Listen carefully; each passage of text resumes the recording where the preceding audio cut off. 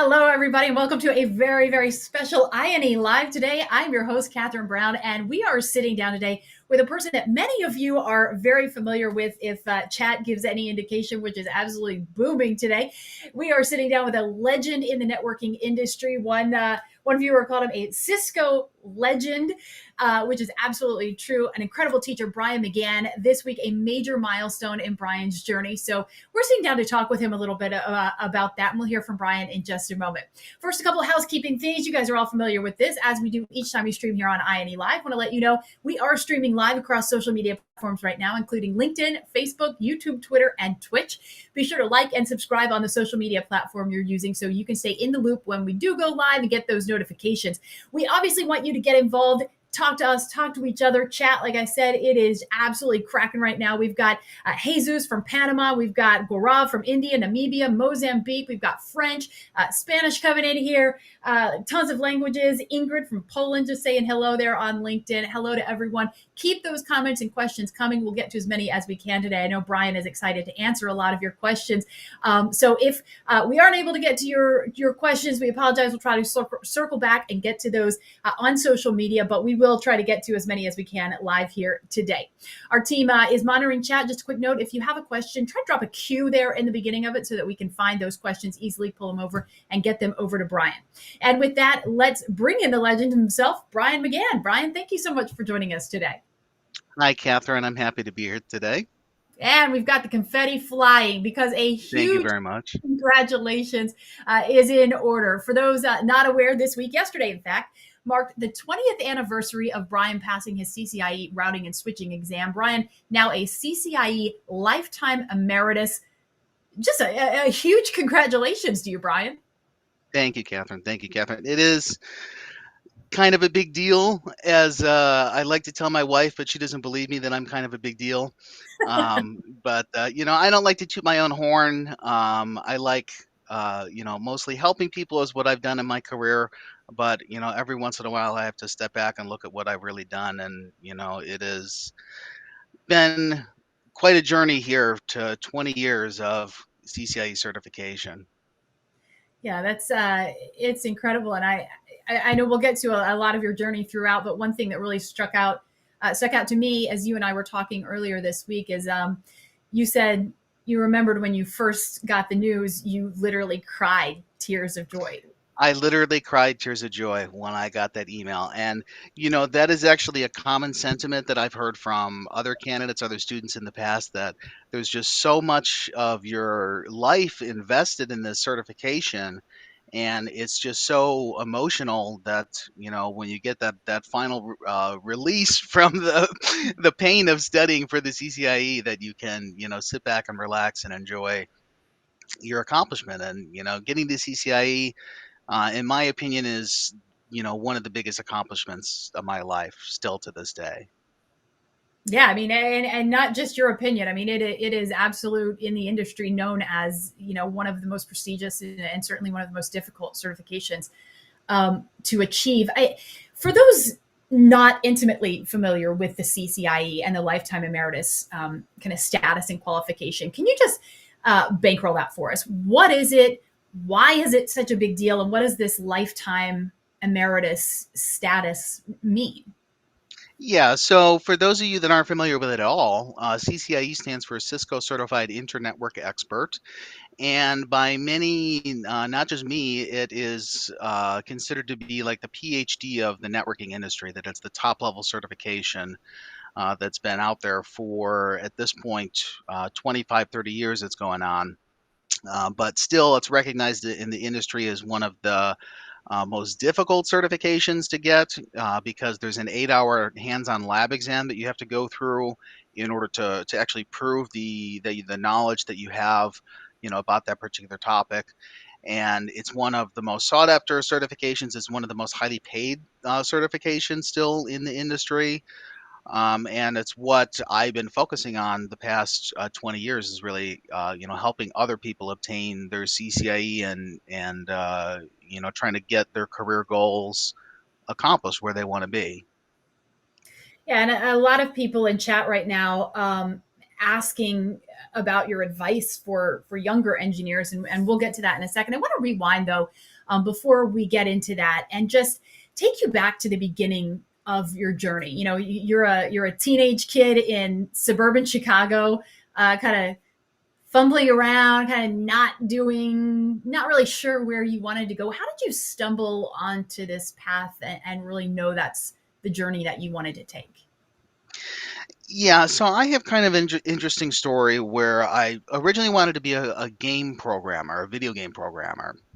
So I was into programming in high school a little bit, but I went to university, and the first semester I had for programming was Java, and I absolutely hated it. I could not get through Java programming, could not understand C or C++ for the life of me. And I still wanted to go through with this because there was in a CS 100 class we had, which was like an intro to computer science. Different people from the industry would come in and talk about what they did, and give you could ask questions for advice about where you wanted to go in the industry. And I remember that there was one gentleman that came in. He was a developer for a video game at the time, one of the best selling video games of all time. If any of you guys remember the video game called Descent, it was a like a spaceship game, like a 3D spaceship game, but it was pretty revolutionary for the time because it was one of the first games that you could play multiplayer on the local area network. And I remember I used to play in high school with like 10 other people on our local computer LAN in the computer network lab. And I spent so much time there playing this game that I learned all about computer networking as a kind of a side to it. But anyways, so this guy came in. He was talking about this game Descent that he had worked on, and I talked to him and I asked him, what if he enjoyed what he did, what he was doing, what he was working on, and he said they were working on their next project, but they were all broke. That they had run out of funding for the next game that they were trying to develop. And I thought, well, if this is, this guy who's already at the top of his industry, Descent was the number one selling PC game of all time of the year, and he's still struggling in his next projects. Maybe this isn't the best thing that I want to get into.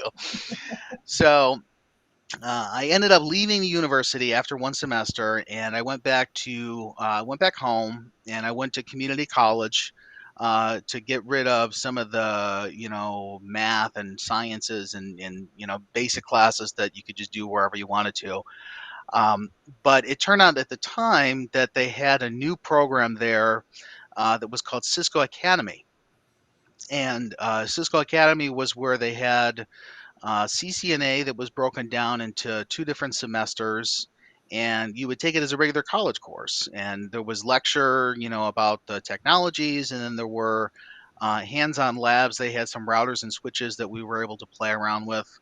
And at the time, this was back in 2000, which at the time was very difficult to get your hands on to any of this networking equipment because it was really, really expensive at the time. But luckily, they had a university grant to get this equipment.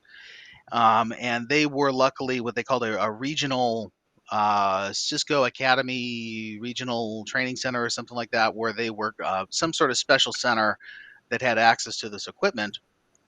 And so luckily, I was able to get involved with the Cisco Academy. So this was back in what would this be? This would be early 2000. I ended up getting my CCNA at the Cisco Academy, and then I was looking at the local Chicago computer user magazine. I saw a job ad that said, "Get your CCIE, come work for a consulting firm. We'll pay you $120,000 to $150,000 a year, and we'll pay for your training. So we'll pay for your training too for CCIE." So I said, "Well, I Money, the haven't great even." motivator, right? Yeah, he said the money, the motivator, right? So I didn't even know what CCIE was at the time. So I didn't know a CCIE. I had never heard of this before, but me being 19 years old living at home, $150,000 job is looking, pretty amazing. Even today, even $150,000 job is looking pretty amazing, right? I was gonna say that sounds awesome. Yeah. It sounds awesome, right? Yeah. So needless to say, I had to convince my parents that it was a great idea to drop out of school and go to this company that was doing the training for CCIE. And it wasn't cheap. It was like a $20,000 program uh, that that they were offering at the time over the course of like 18 months. And I basically convinced them. I said, "Well, look at what we're paying in tuition for university versus this other private training." It was basically almost on point, 1 to 1, what it would cost. But the big gamble was what is CCIE even, and whether there was any sort of market for this, which at the time I didn't really know anything about it, but apparently there is a market for the CCIE certification. There's quite a market for it. There's quite a market for it. Yeah, so I went to this school. I was living at home. I was working somewhat. I was doing like desktop support for a just an independent reseller in the area, doing Microsoft support. I had my MCSE in NT4, so doing some Microsoft server stuff. But still, I wasn't really happy with that. I wanted to get more into the networking side because our high school had a dial-up BBS. Not sure if many of you guys even remember what those were, but basically you take your computer and hook it into your phone line, and then you could dial into other computers and then post messages and download, upload files and stuff like that. Basically, before the internet, this That's was a the way throwback, Brian. we. That's a throwback, yeah. Yeah, so I was one of the admins for the bulletin board system for the high school, and yeah, that's how I got involved in networking to begin with. But Wow. yeah, so I went to this school, and I went through CCNA again, went through CCNP, and then I was looking at. I saw that someone had this question before. How long did it actually take me? I was looking at the certification tracking system the other day, and it shows you historically every exam that you've taken. And it was February of 2001. February of 2001 that I got my CCNA, and then it was January of 2002, just a year later, that I got the CCIE. So it was pretty quick, but in my case, I was studying full time. Um, so your mileage may vary if you're working and have family and stuff. I was single at home at the time, 19 years old, studying, so it was a little bit easier in terms of my you know responsibilities that I had at the time versus now. You get that luxury um, to fully dedicate yourself, right? exactly, yeah. Um, yeah. Your next step. So you convinced your parents somehow. You must be very, very persuasive because we're both parents, and I'm trying to think if my kids came to me and said, "Hey, I want to drop out of school to I'm gonna go drop out of do, school. something that Exactly, I've never heard of, but I think it's going to be great." yeah. Um, So the so big uh, argument was that Bill Gates dropped out of school as well. that's a decent argument. That's a decent That's argument, decent. yeah. So you convinced your parents, like you go to this community college, start taking these courses. When did you fall in love with this? That's a good question.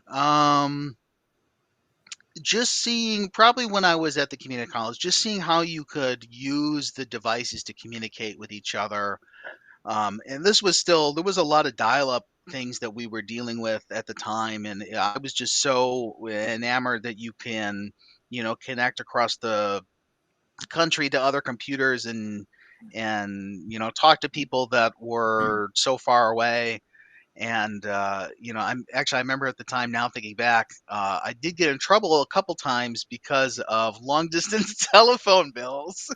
At the time, calling from my computer out to long distance bulletin boards, I got a little bit of flack for that.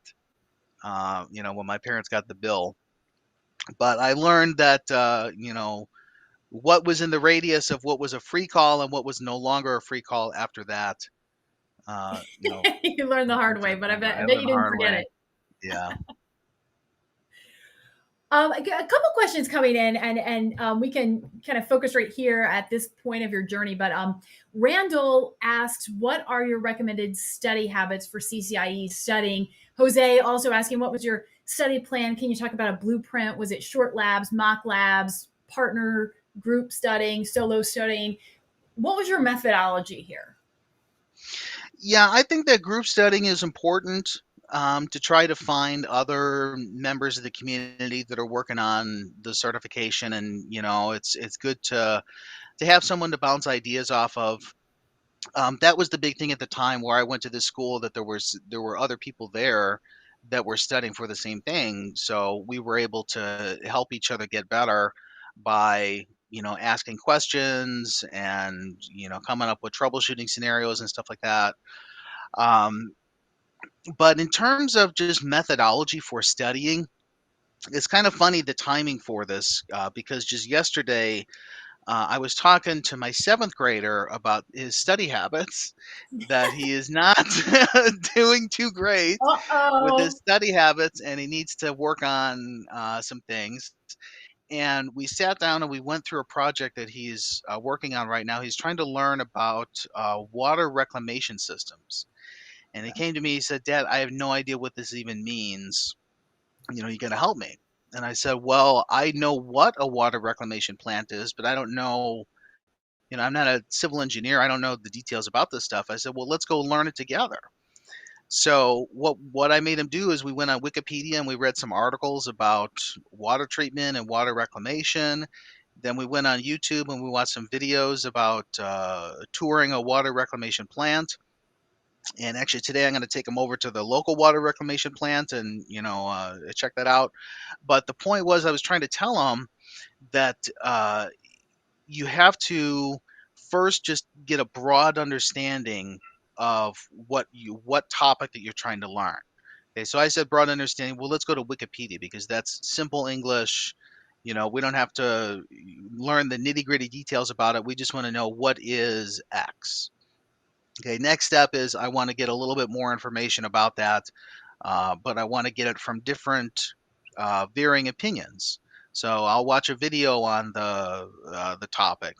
So reading, watching videos, and then reinforcing what you're doing. In our case, in our industry, that would be with doing labs. But a lot of people come out of university or they come out of primary school, secondary school with issues of learning, that they don't have a good set study pattern, and they're not able to really break down something into information they retain long term, without a lot of difficulty. And that's one of the things that I have focused on over the years, is kind of the theory of learning and what is the best way to present information to students that is going to make them retain it in a long-term fashion. And it comes down to a variety of resources that you have to have visual cues. I'm reading through, like you can see my bookshelf behind me.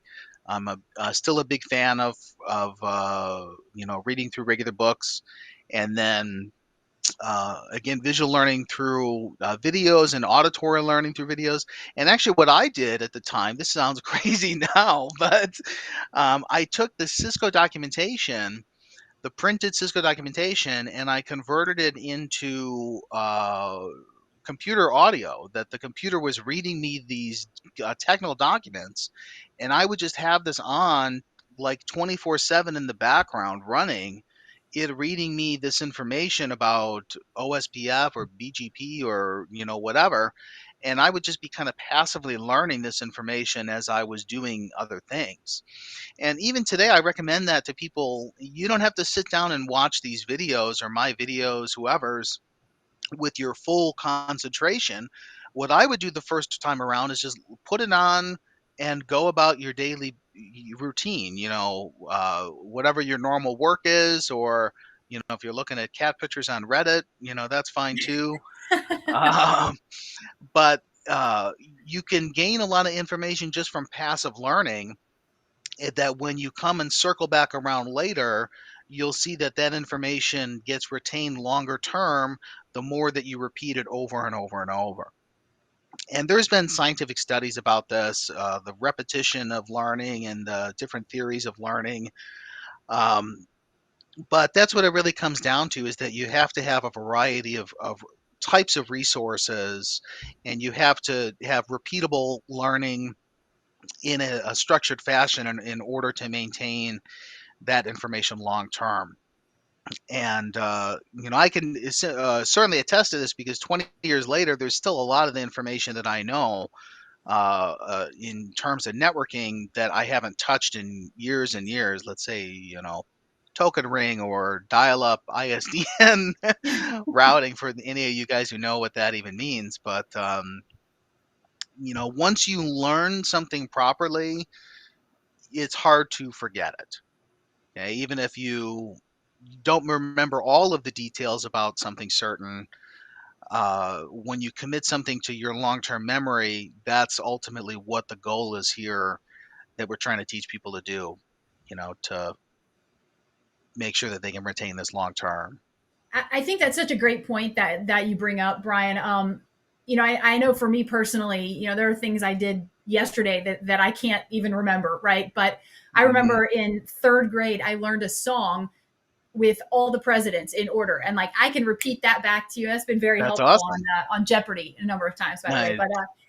But once you find the study habit or the way of learning that resonates with you, whether it's I know for me, like musically, like that's one of the ways that I'm able to you know, learn things in a very immersive way. But it sounds like immersion is a part of your strategy as well.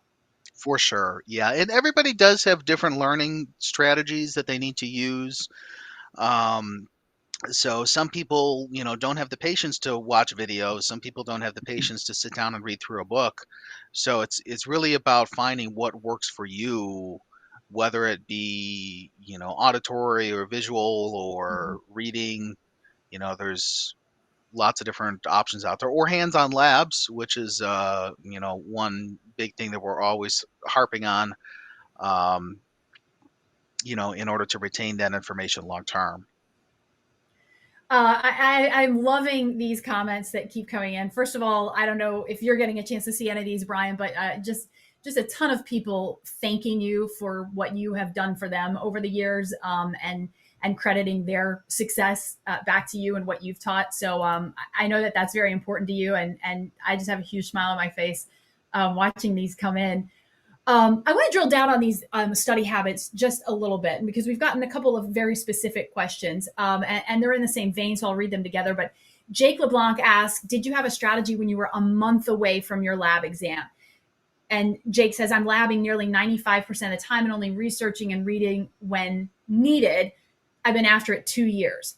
By the same token, Seth asks, "I'm a week out from taking the CCIE lab for the first time ever. Any recommendations on how to prep the final week, whether it's mindset, labs, workbooks, videos?" So when you're you know staring down the barrel there at the last, whatever it is, the last month, the last week, the last stretch before you take this huge exam, where do you need to be from a head space, from an intellectual space, from an emotional space?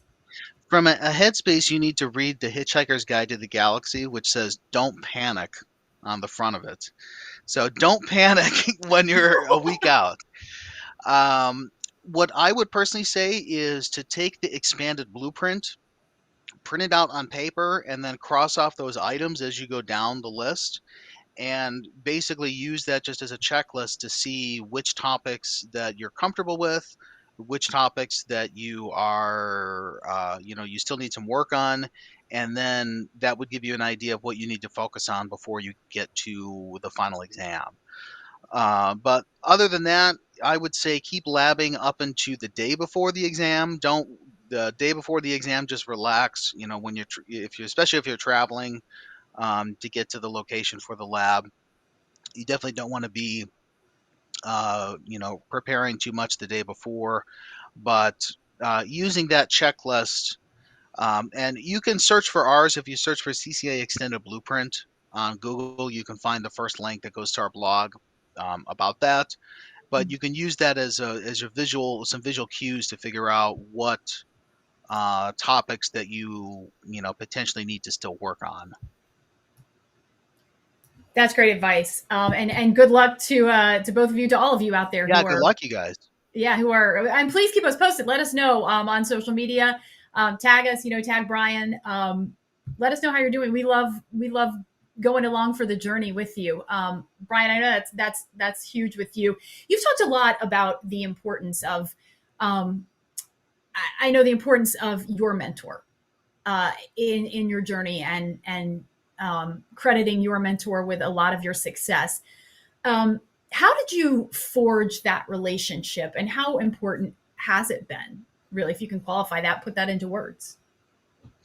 Yeah, for me personally, my mentor is my best friend, one of the best friends I've ever had in my entire life. So I was very, very lucky to meet this individual at the school that I was studying for. He was the head of the school at the time in Chicago that I was studying CCIE at, and then eventually I ended up working with him at another local school in Chicago for a couple years after that, before I went on to INE.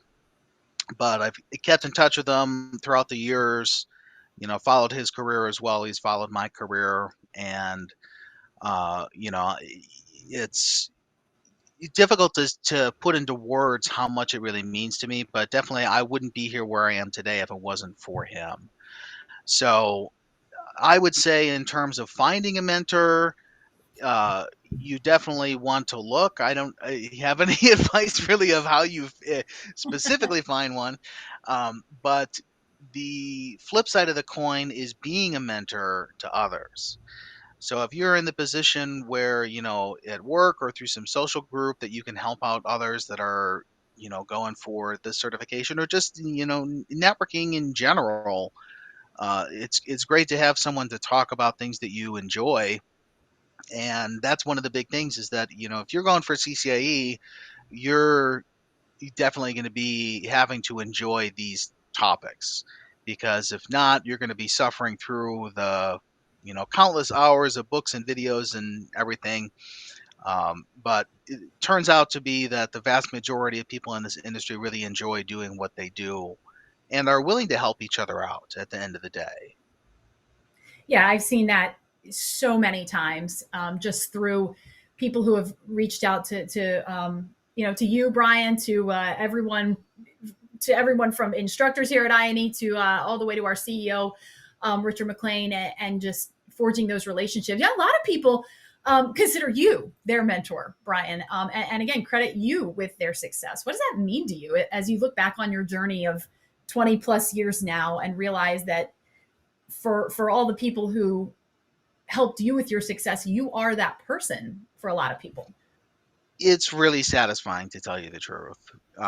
It's the best part of this job, is being able to get those messages, you know, especially we have worldwide reach, which is interesting with the internet and, you know, how technology works, that I get messages from people all over the place.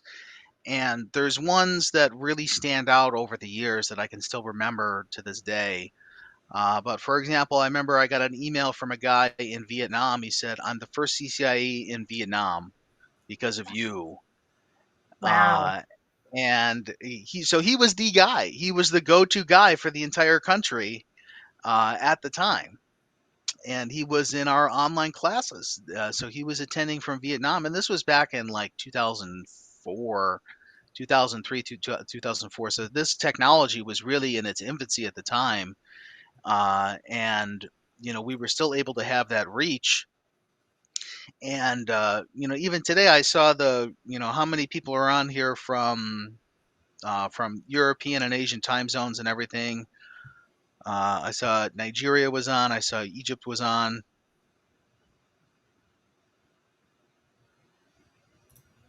Yeah, there's I've been looking the same. I saw you know Namibia, Mozambique, people from really all over the world, Yeah. are tuning in to hear what you have to say, and just to listen to this. That's incredible. Philip asks a really good question. This is from Philip Bottoms. Well done, Brian. Do you have any advice for people who lack confidence in the belief that they can get a CCIE?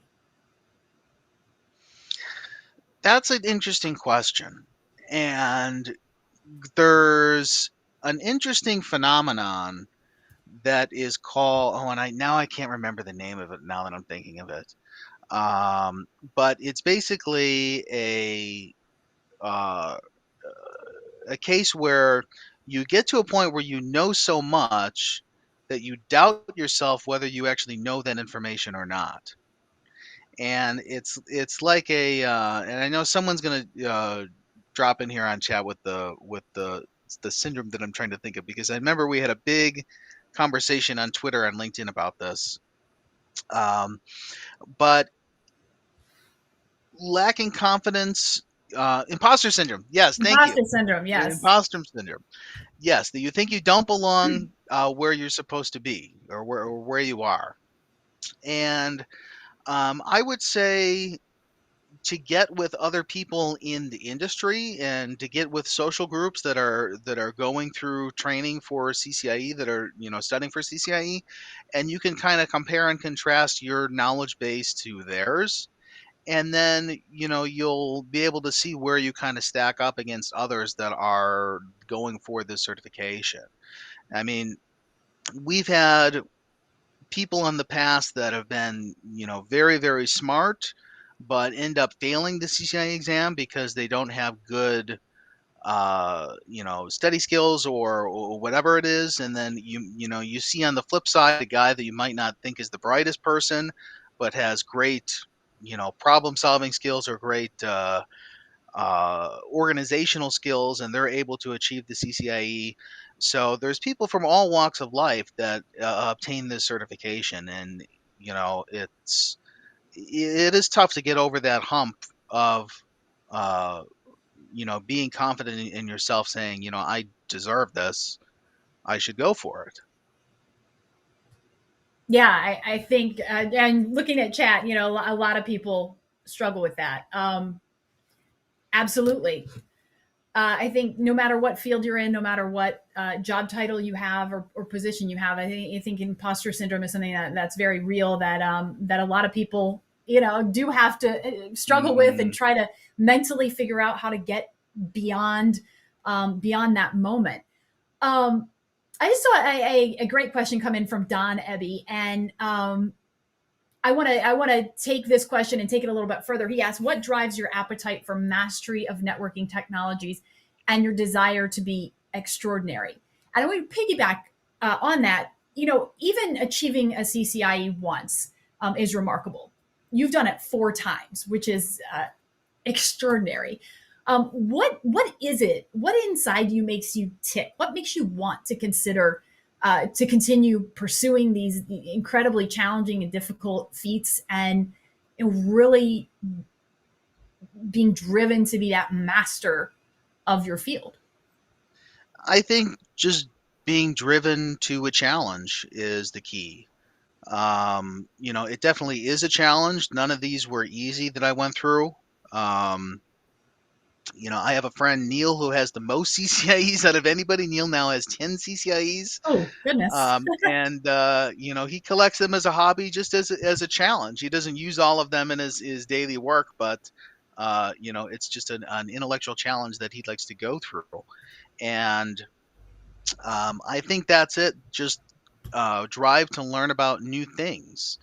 So over the years, as the technologies have evolved, I've become interested in other things outside of routing and switching, like security and MPLS, service provider routing, uh, data center, most recently with things like VXLAN and ACI, and stuff like that. But one of the things I would say is that you have to be willing to change in this industry, because the technology is constantly changing on a daily basis. And if you're not willing to keep up with it, if you're not willing to change with that technology, then you quickly become a dinosaur and end up in a dead end job, or, out of the industry looking for work somewhere else. because unfortunately the technology doesn't stop. It's going to keep going and going, and it's up to us, the high tech plumbers of the internet, in order to keep it working. High tech plumbers of the internet. Got that. Yeah, I like it. I like it. because Um, the internet is a series of tubes, and those tubes get clogged. So we have to get in there and plumb them out. boil it right down. All right, so a lot more on your journey that I want to cover, but I want to kind of take a pause for a second because we have a lot of really technical questions coming in, and I want to be able to give you a chance to answer those, Brian. So I'm just going to fire a couple of these very technical questions at you and give you a chance to dive into this. Aline Philippe asks, would you recommend for young engineers go for CCIE or recommend or remain CCNP level and go broad with other tech like cloud, automation, Linux, Python? I would say yes and yes. That you want to learn the other technologies like automation, like Python, but there's no reason to stop in your learning process. So if you're already at CCNP level and you want to continue in your career, then I would say, what's the reason not to go for CCIE? So I've never heard a CCIE say, I wish I never got the certification. You hear on the flip side that people who don't have it wish that they had gone and got it earlier in their careers, but never the opposite. I never hear anybody say that it was not worth it, the journey that I went through. All right. So Adrian asks, hey there, Brian. I was wondering if and I'm going to do my best on this question, Brian. Okay. We practiced it beforehand, but I'm just going ahead and letting you know out there. I'm not sure I'm going to pronounce all this right. You got it, All right. Catherine. Let's do it. I was wondering if, from Wireshark encapsulation point of view, the ICMP plus IP plus Ethernet is what we refer to as the underlay VS VXLAN header plus UDP plus IP plus Ethernet, which is the overlay. Okay, I'm going to have to think about this one for a second. So ICMP plus IP plus Ethernet is what we refer to as the underlay, and VXLAN is the UDP IP Ethernet header, which is the overlay. That's close. Well, yes, that's right.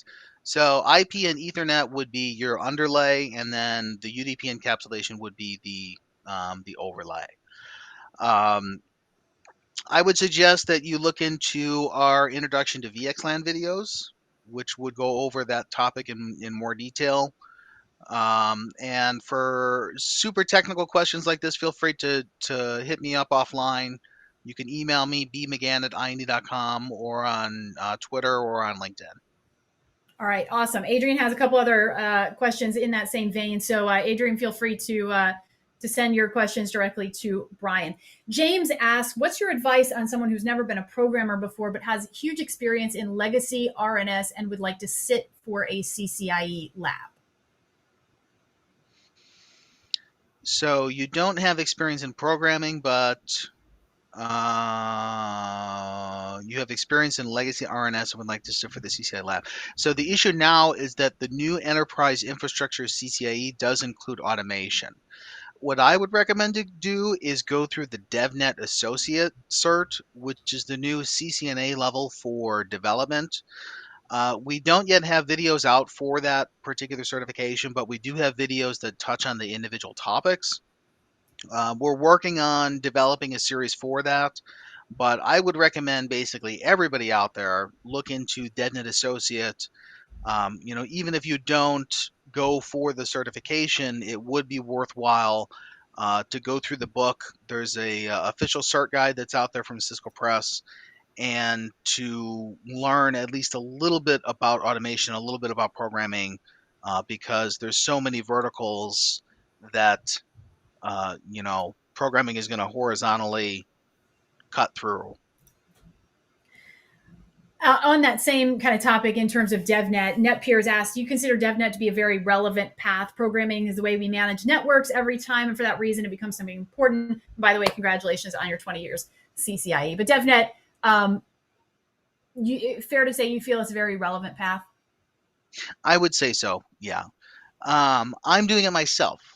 So that should tell you that, if I trust enough to bother I picked up the book, and I don't know if I'll go through for the certification or not, the actual exam, but I want to learn the topics. So the certification outline, the blueprint is a good way to kind of keep on track and a good map for going from point A to point B when you're learning a new topic.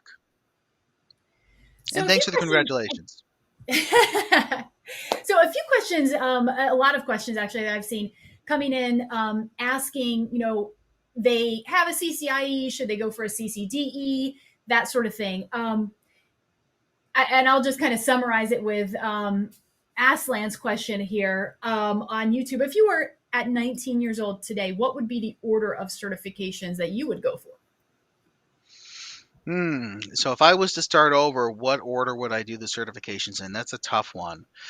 Um, well, I originally started with Microsoft. I started with MCSE, which would be equivalent to the Azure certifications today. So I think it depends on what you're interested in. I personally am interested in networking, so I wanted to go for the infrastructure exams, which would be the CCNA, CCNP Enterprise, and CCIE Enterprise. But there's so many options out there, whether it's cloud or whether it's cybersecurity or networking. That you could go either way. But if I was 19 again today, I would take the same path. Personally, I would go CCNA, CCNP. Probably at the CCNP level, I would split off to some other vendor certifications, maybe something like VMware or some cloud type certs. But still, I would do CCIE again if I had the chance. It's been pretty successful for you. Yes. I want to talk a little bit about your journey, kind of parallel to getting your CCIE certifications. You also co-founded INE shortly after getting your first CCIE, and obviously certainly didn't stop going for those certifications while you were doing very big things here at INE. Can you talk a little about how that came about in terms of a career versus continued learning, and how you were able to balance those two? Yeah. So, I was working at a school in Chicago with my mentor, the one that I had met at the school that I had attended. He was now my coworker, and there was basically only one advertising venue at the time for our type of school or work that we did, which was a mailing list called Group Study, run by a gentleman named Paul Borghese back in the day, back in the 2000s. And my INE business partner, Brian Dennis, at the time was a big poster on Group Study, and so was I. And we would kind of battle back and forth, trying to one up each other in terms of technical content. And we ended up meeting up and starting INE. And he was already at the time, I think, a three-time CCIE. He had routing and switching, ISP dial, and maybe security at the time, I think. Um, so when we initially started with just routing and switching, which was kind of the bread and butter for everything, that everyone was going for routing and switching and not so much the other verticals. But when I started to get into the other verticals like security, for example, the way that we did it is basically as I studied for the exam, that's when I had written the workbooks and the outlines for what would ultimately become the videos for those certifications. So um, the point being is that it was basically my notes, you could say, that ended up becoming the products that we ultimately sold from studying for those certifications. So it was kind of two prong. It was, uh, learning for the sake of learning, but then I was also developing the products that we would eventually sell. Interesting question from I'm not sure how to pronounce his name, Rajagopal Apologize if I mispronounced that, but CCIE number 12887 has a great question, though. Your trainings are perfect for a good network engineer. Whenever we think of questions, you talk about it and also configure it live. There are other trainings which talk about technologies, but you just configure it right away and also troubleshoot. The question being, how did you strategize this learning module?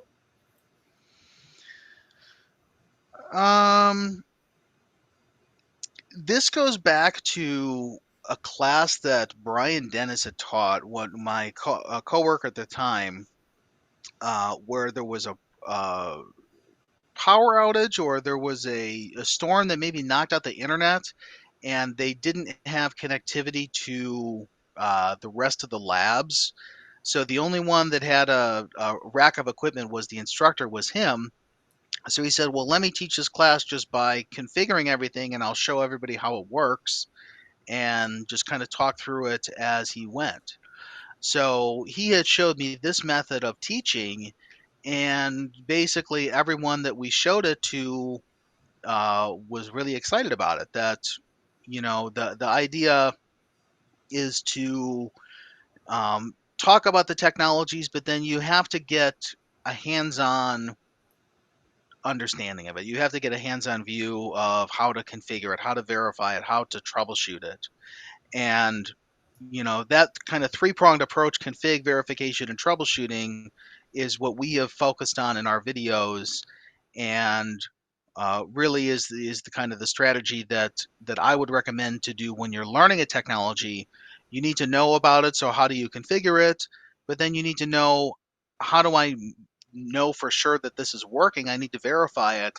And then if something is wrong in the verification, where do I go to start troubleshooting this particular problem?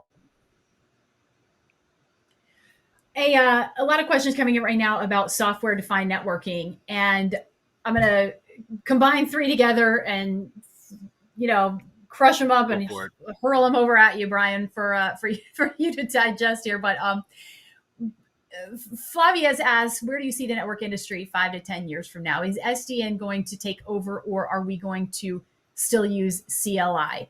Mohamed also asks, is CCIE becoming less important with the SDN world? And Farhan, is routing and switching still holding value in SDN and cloud when there are a lot of other overlay technologies? How do you see this dynamic playing out? I see it as a mix of technologies, where the big, sky is falling, is that the network engineer is going to be obsolete in 5 to 10 years because everything is automated. But as we saw what happened with Facebook recently, automation isn't necessarily the solution to everything. You can kind of automate yourself into a corner, and they had a huge outage, worldwide news outage, because of a BGP routing problem that was because of their automation system, that they weren't able to get someone into the CLI in order to fix the problem, because they had done all sorts of SDN on top of the network in order to automate everybody out of the loop.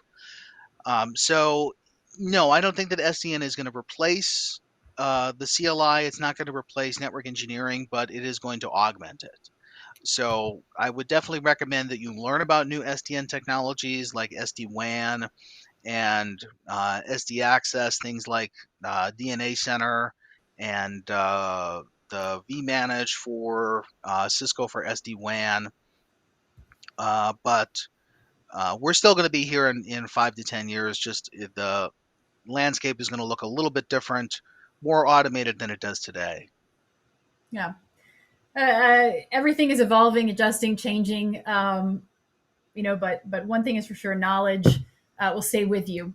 Gustavo For sure. asks, there's a lot of stuff to master in the IT field and for CCIE labs in general. What would be the most important topic to practice for the CCIE Enterprise Infrastructure Lab? There's a lot of stuff to master in IT field. What would be the most important topic to practice? I would say it is routing.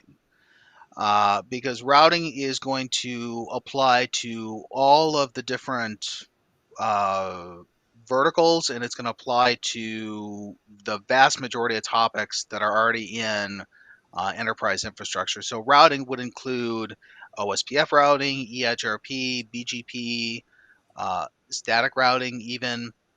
But then when you get into more complicated overlays like SD-WAN and SD access, you still have to make sure that your underlay routing is working before you can run an overlay on top.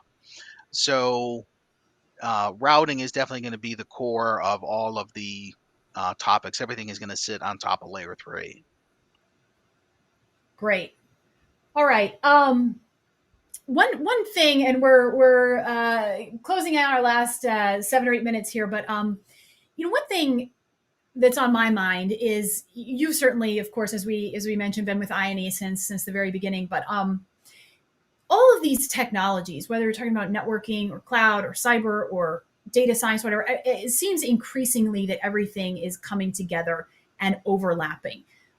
You have seen I&E grow really from a networking centric company into a much broader tool with paths in cyber and data science, cloud, and more to come. What's your favorite part of seeing the company grow and expand in ways that it has, and of seeing the technologies come together and evolve how they are?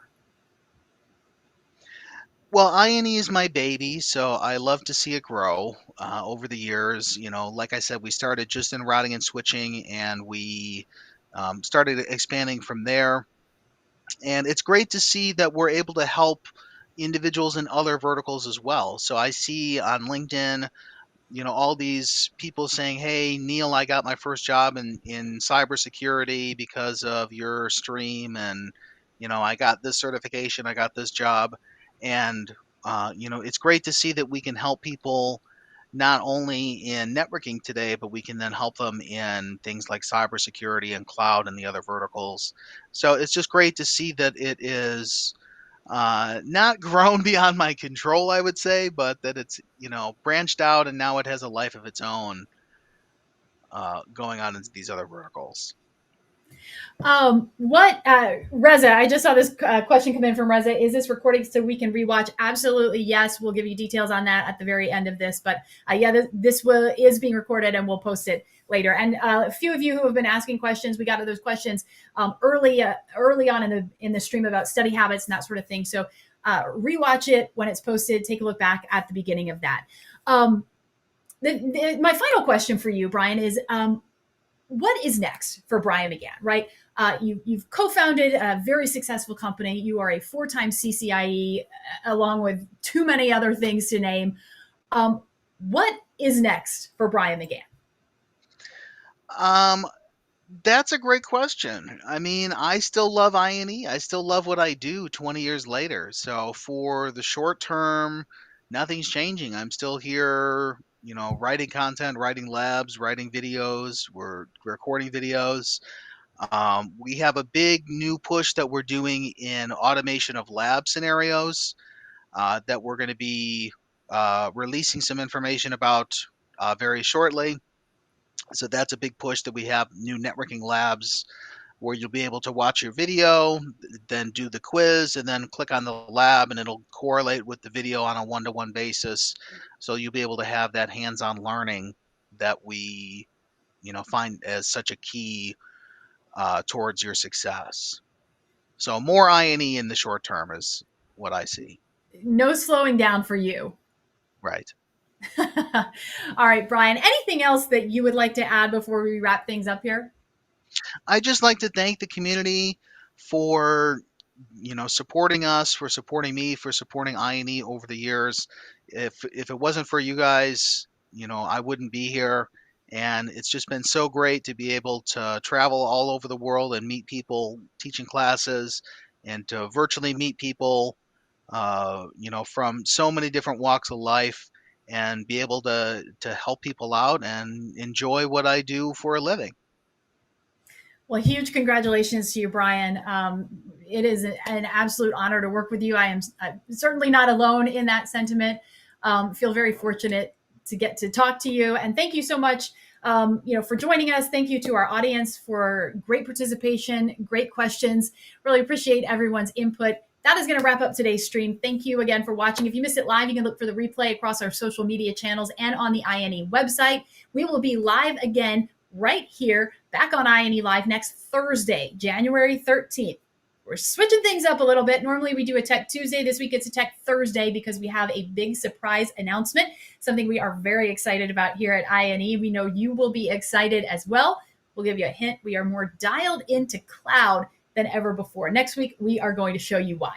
Be sure to like and subscribe on the social media platform you're using so you can stay in the loop for details on our next stream and notifications when we do go live. As always, bring your questions, your comments, and your enthusiasm. We'll see you next time. Until then, have a great week. Thanks, Catherine.